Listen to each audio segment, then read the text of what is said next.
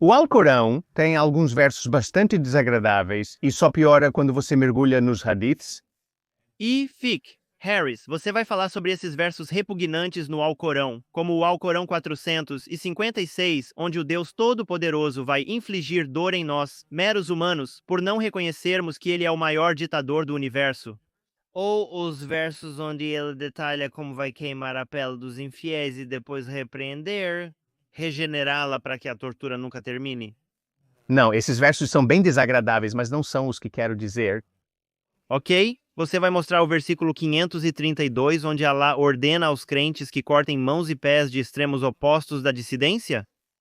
Ah, sim, esse é um versículo bem desagradável também. Mas não é esse hoje. Ah, entendi. Você vai mostrar um versículo como 929, onde os soldados de Alá atacam aldeões desavisados por se recusarem a se submeter à sua ordem mundial brutal e ditatorial. Não, por mais desagradável que seja, isso não é nada pelos padrões islâmicos. Ok, Harris, aqui você definitivamente vai mostrar o Alcorão 424, onde os homens muçulmanos têm permissão para matar homens infiéis e tomar suas esposas como escravas sexuais. Ah, sim, isso está bem ali. Mas talvez eu devesse fazer outra parte. Porém, Armin, esses versos são realmente horríveis. Mas espere, tem mais. E se eu jogasse uma bomba em você e dissesse que há algo ainda pior? Harris, o que poderia ser mais caótico do que atos de violência extrema como queimar pessoas, mutilar, estuprar e saquear? Armin, como você sabe, a maioria das culturas concorda que devemos manter nossas mãos longe das crianças. E veja isso. Por mais brutal que o Islã seja com os adultos, é absolutamente horrível quando se trata de crianças, especialmente meninas pequenas. Quando há sinais de maturidade física, torna-se permitido para o marido, segundo a lei islâmica, ter relações conjugais ou consumar a relação com sua noiva. E este é o exemplo do profeta, que a paz esteja com ele. Você sabe que a puberdade precoce é quando ela se inicia antes do esperado para essa idade. Existe algo no Islã que o impeça de, casar-se com uma criança de 5 anos que começou a puberdade precoce? Você pode arranjar um casamento mesmo sendo um bebê, mas isso não significa que o sexo é permitido. Um homem poderia consumar um casamento com uma criança de 5 anos se ela começasse a puberdade precoce? Se ela começar a mostrar sinais de maturidade física, então sim, isso é permitido. O que... Se houver sinais. 13? Então isso é algo que se torna biologicamente impossível. Eu tenho um estudo que mostra que isso acontece já aos 11 meses. Bem, isso é algo que os pais não... No casamento islâmico, os pais estão envolvidos na decisão das idades dos noivos. E quando você olha para o casamento do profeta, que a paz esteja com ele... Mas antes de irmos mais longe, por favor, curta este vídeo para maximizar seu alcance. Também se inscreva neste canal se ainda não o fez e pressione o ícone do sino para continuar recebendo vídeos incríveis como este. Se você gostaria de apoiar o canal, considere se tornar um membro clicando no botão de adesão ou se tornando um patrono indo para patreon.com/xmuslim. Também confira o canal Atheist Republic, do meu amigo Armin Nawabi, onde Armin e a diretora executiva do Atheist Republic, Susana, trazem comentários emocionantes sobre assuntos atuais. Obrigado, Harris. No canal do YouTube do Atheist Republic, Susana e eu discutimos semanalmente eventos loucos relacionados à religião de todo o mundo. Venha nos visitar. Agora vamos voltar para o verso mais repugnante do Alcorão. Antes de mergulharmos no verso mais repugnante do Alcorão, deixe-me explicar o processo de Iddah no Islã para você. Iddah é um período de espera pelo qual as mulheres divorciadas têm que passar para garantir que não estão grávidas do filho do ex-marido. Agora, vale a pena notar que o Criador do universo, Allah, que é a identidade falsa do profeta Muhammad, aparentemente não previu os futuros avanços na tecnologia de DNA que tornariam essa prática de Iddah obsoleta. Apesar dessa óbvia falta de previsão do supostamente onisciente Allah, a prática ainda está codificada para a eternidade no Alcorão, especificamente no capítulo 65, versículo 4. No entanto, há uma pegadinha nisso. Como o propósito do Iddah é garantir que a esposa divorciada não está grávida, ele não se aplica a esposas divorciadas ou ex-esposas que não tiveram relações sexuais com seus ex-maridos. Este processo está codificado no Alcorão, capítulo 33, versículo 49. Ó vós que credes quando vos casais com as mulheres crentes e depois as divorciais antes de as terdes tocado, então elas não têm obrigação de qualquer idade, ou seja, período de espera. Portanto, a partir deste versículo, estabelecemos que o período de espera se aplica apenas às mulheres ou meninas que tiveram relações sexuais com seus maridos, como você descobrirá em breve. Sem sexo, sem período de espera. Então, o ponto é garantir que você possa identificar quais crianças são do novo marido. Agora vamos nos aprofundar no assunto deste vídeo, o verso mais repugnante do Alcorão, que é o capítulo 65, verso 4. Ele afirma: "E aquelas mulheres dentre vocês que desesperaram de mais menstruação", significando de idade avançada, se você está em dúvida, significando que cobre praticamente todas as outras possibilidades. Então, o idá é de 3 meses, assim como daquelas que ainda não menstruaram. Significando que são meninas jovens, significando meninas pré-púberes. Lembra do que eu disse antes, que este idá só se aplica àquelas com quem você teve relações sexuais? Neste versículo do Alcorão está claramente dizendo que aquelas que ainda não menstruaram porque são muito jovens, o idá delas também é de 3 meses. Este versículo do Alcorão essencialmente permite que você se case e tenha relações sexuais com meninas pré-púberes. Esta religião legitima o que comumente chamamos de poligamia.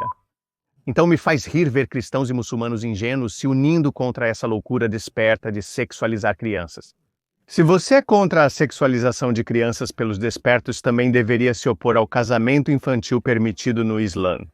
Cristãos, compreensível. Mas muçulmanos? O profeta deles, o fundador do Islã, o maior homem que já viveu, o homem cujo caráter deve ser emulado por todo muçulmano, fez exatamente isso. Se ele deixa a barba crescer, então os muçulmanos também deixam suas barbas crescerem. Se ele se casa com várias mulheres, os muçulmanos também fazem isso. No entanto, ele podia ter mais de 4 esposas, mas os muçulmanos comuns devem parar em apenas 4 esposas.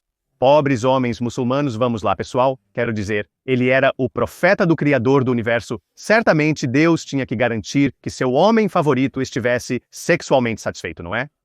Até mesmo a esposa favorita de Maomé, Aisha, uma vez sugeriu que Deus parece enviar versos para satisfazer os desejos de Maomé. Se ele possui escravas sexuais como Maria Al-Qitia, os muçulmanos comuns também podem. Ele amava tâmaras, não aquelas, embora ele também amasse aquelas, estou falando dessas tâmaras, então os muçulmanos também fingem amar comer tâmaras. Então, se o profeta Maomé se casa com uma menina pequena, os muçulmanos comuns também podem. Sim, como você provavelmente sabe, o profeta Maomé se casou com uma menina chamada Aisha, que tinha apenas 6 anos de idade, e ele, odeio usar essa palavra, consumou seu casamento quando ela tinha apenas 9 anos. Múltiplos hadiths, os ditos e relatos do profeta Maomé, confirmam este evento como Sahih al-Bukhari 3896 ou Sunan Nasai 3257, Sahih al-Bukhari 5133, 5134, 5158, Sunan Ibn Majah 1877. Este é um hadith mutwatir, um evento relatado por várias fontes independentes. O hadith mutwatir está no topo quando se trata de hadiths. Por exemplo, se um hadith foi relatado por apenas uma fonte e é constrangedor, então os muçulmanos podem descartá-lo dizendo, bem, ele vem de apenas uma fonte, portanto nós o rejeitamos. Como este erudito da Islã, Dr. Jawad Hashmi?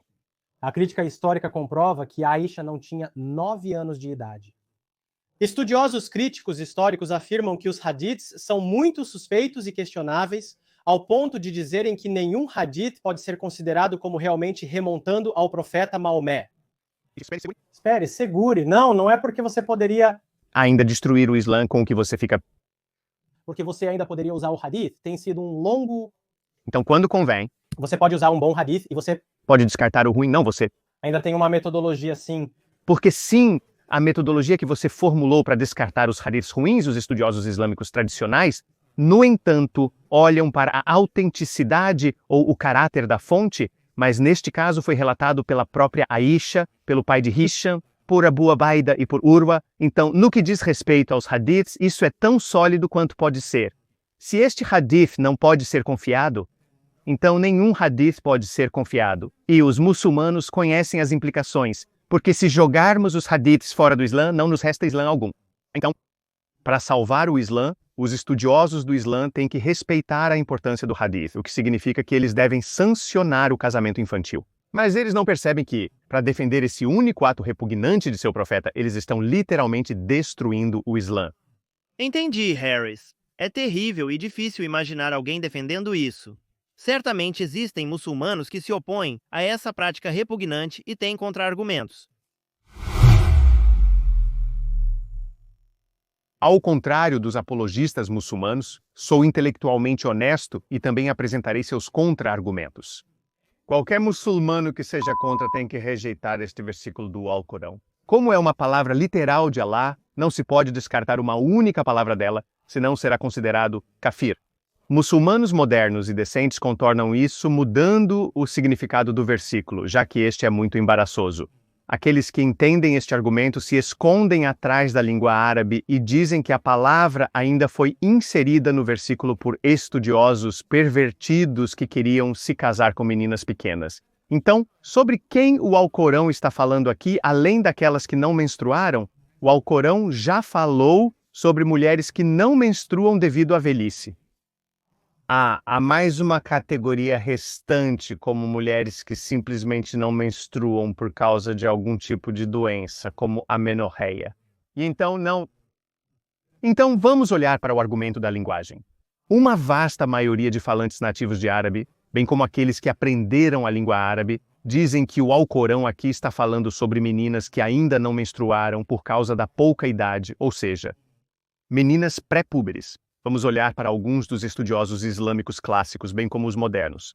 Respeitados estudiosos clássicos como Ibn Kathir, Al-Jalalain e outros, confirmam que o Alcorão se refere aqui a meninas pré-púberes. Estudiosos contemporâneos como Madudi, Taqi Usmani, Muhammad al-Mirza e muitos outros concordam que o Alcorão está se referindo a meninas pré-púberes nesta passagem. E quem pode esquecer nosso próprio Muhammad Hijab, que também diz que o Alcorão permite que você consuma seu casamento com meninas pré-púberes? Se você olhar apenas para o Alcorão, terá a indicação de que pode ter relações sexuais com uma criança de 5 anos. A razão pela qual é haram ter relações sexuais com uma criança de 5 anos não é encontrada no Alcorão de forma alguma. Se você apenas ler o Alcorão, é halal, seria halal ter relações sexuais com uma criança de 5 anos, de acordo com Muhammad Hijab, um falante nativo de árabe e alguém bastante conhecedor do Islã, você não pode impedir alguém de casar e consumar seu casamento com uma menina pré-púbere. Alguns estudiosos muçulmanos contemporâneos afirmam que o Alcorão, nessa passagem, refere-se a mulheres que não menstruam devido a doenças, não por serem jovens. Então existem 2 pontos para isso. Primeiro, o maior livro escrito pelo maior autor de todos os tempos, Allah, era tão pouco claro que deixou os muçulmanos sem entender o que Allah queria dizer. Pense em todas as meninas que se casaram, até mesmo meninas pós-púberes de 9 ou 10 anos que tiveram que pagar um preço tão alto de perder sua inocência infantil para algum velho tarado, apenas porque Allah, o Todo-Poderoso, o Criador do Universo, não conseguiu transmitir sua mensagem claramente. Isso não parece o Criador do Universo. O segundo ponto para contrapor esses estudiosos modernos é que provavelmente não está falando sobre as mulheres sofrendo de alguma doença, porque a regra geral do Alcorão é que ele fala sobre o que acontece em geral, não sobre as exceções. Por exemplo, no Alcorão, capítulo 24, versículo 2, é prescrito que homens e mulheres que cometem fornicação devem ser açoitados 100 vezes. Esta é uma regra geral. E quanto a homens e mulheres que são intelectualmente desafiados, que não sabem o que estão fazendo, qual é a punição para esse tipo de fornicadores? O Alcorão é silencioso sobre isso, mas temos hadiths que dizem que pessoas mentalmente desafiadas não podem ser punidas, como Sunan Ibn Majah 4398. O mensageiro de Allah disse a 3 pessoas cujas ações não são registradas: um dorminhoco até que ele acorde, um idiota até que ele recupere a razão e um menino até que ele atinja a puberdade. Porque o Alcorão não falou sobre essa exceção. Porque o Alcorão é um livro inventado pelo profeta Maomé e ele costumava inventar coisas à medida que avançava. Ok, esse é o meu comentário atrevido, mas os muçulmanos defendem isso dizendo que o Alcorão só fala sobre ideias gerais, não exceções. É aqui que eles vêm e normalizam isso para a época ou citam outros que fizeram o mesmo. O ponto é, se era normal naquela época, então sua religião é um problema. Sua religião torna mais difícil mantê-la para aquela época. Torna difícil progredir além disso porque, ao contrário de outras pessoas que podem ter feito a mesma coisa, sua religião ensina que seu profeta é um modelo a ser seguido por todas as pessoas em todos os momentos. O que os muçulmanos ortodoxos dizem é praticamente nada realmente. Os muçulmanos ortodoxos admitem que a linguagem do Alcorão é clara e inclui meninas pré-púberes. No entanto, o hadith tem precedência neste caso. Eles usam esses hadiths como motivo para não consumar o casamento com meninas pré-púberes. Eles dizem já que o profeta se casou com Aisha quando ela tinha 6 anos, mas esperou até os 9 para que ela atingisse a idade da puberdade. Portanto, os muçulmanos só podem consumar o casamento depois que a menina atingiu a idade da puberdade. Isso mostra que este versículo do Alcorão é tão repugnante que até mesmo os muçulmanos radicais não querem aceitar isso e colocariam o hadith acima do Alcorão. Além disso, o fato de o profeta Maomé ter esperado Aisha completar 9 anos não garante necessariamente que ele aguardava que ela atingisse a puberdade, pois isso não é mencionado especificamente nos livros de hadith. Mesmo a idade de 9 anos ainda é bastante repugnante, mas vamos apenas aceitar isso. Podem existir várias razões pelas quais Maomé esperou até Aisha completar 9 anos de idade. Pode ser que ele pensasse que Aisha era muito jovem para ele cuidar, já que ele já tinha 4 filhos para cuidar. Abu Bakr pode ter simplesmente recusado adicionar mais um. O ponto é, podemos facilmente imaginar qualquer motivo além da puberdade. Em segundo lugar, desde quando o hadith começou a ter precedência sobre o Alcorão? Em resumo, os muçulmanos do batom modificaram o significado do Alcorão, enquanto os muçulmanos ortodoxos priorizaram o hadith sobre o Alcorão. De qualquer forma, este versículo é claro que o Alcorão permite que os homens consumem seu casamento com meninas pré-púberes. Sim, absolutamente nojento. Se você gostou deste vídeo, por favor, deixe seu like, inscreva-se no canal e compartilhe para que mais pessoas se conscientizem desta prática islâmica. Até o próximo vídeo, cuide-se e adeus. Se você gosta do meu vídeo e quer apoiar meu canal, pode ser meu patrono em patreon.com/xmuslim ou simplesmente me pagar um café.